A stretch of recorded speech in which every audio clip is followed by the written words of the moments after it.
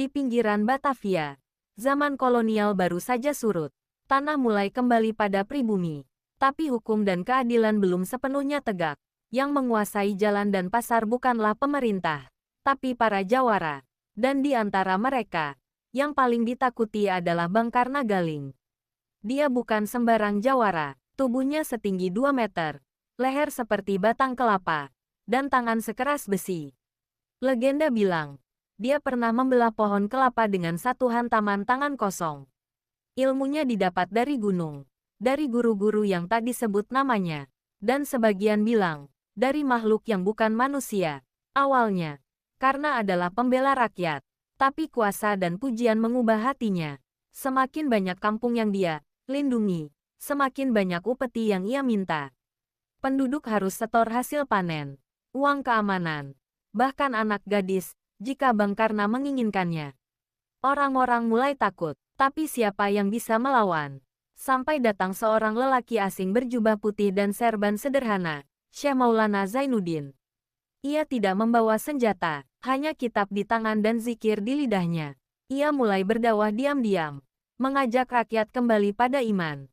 Tak perlu sembah jawara, tak perlu takluk pada manusia. Berita ini sampai ke telinga Bangkarna. Ia marah. Berani-beraninya orang asing datang ke tanah gua, ngajarin rakyat buat nggak tunduk. Suruh dia kemari. Malam itu, Syekh Zainuddin datang ke padepokan Bangkarna.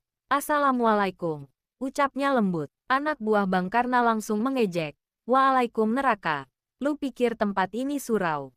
Bangkarna melangkah keluar, matanya merah. Ia bawa golok sembah, pusaka pemberian gurunya. Lu yang namanya Syekh, lu bawa apa? Kitab. Mau lawan gua pakai ayat?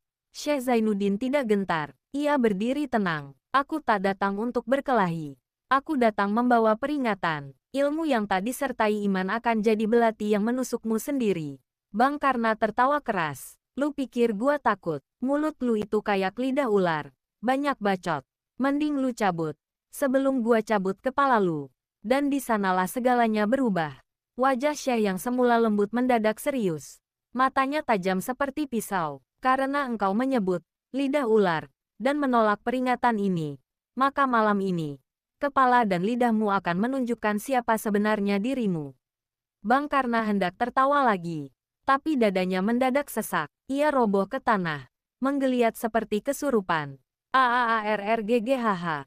Orang-orang berteriak, kulit wajahnya meleleh, matanya berubah hijau menyala. Giginya runcing, lidahnya menjulur bercabang, kepalanya benar-benar menjadi ular raksasa, panjang, bersisik hijau kehitaman, dan matanya penuh dendam. Tubuhnya masih manusia, tapi kepala itu mengerikan.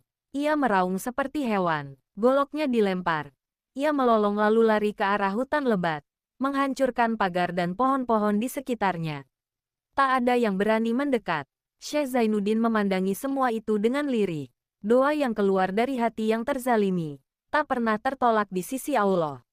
Bertahun-tahun kemudian, mitos tentang si kepala ular menyebar di kampung-kampung.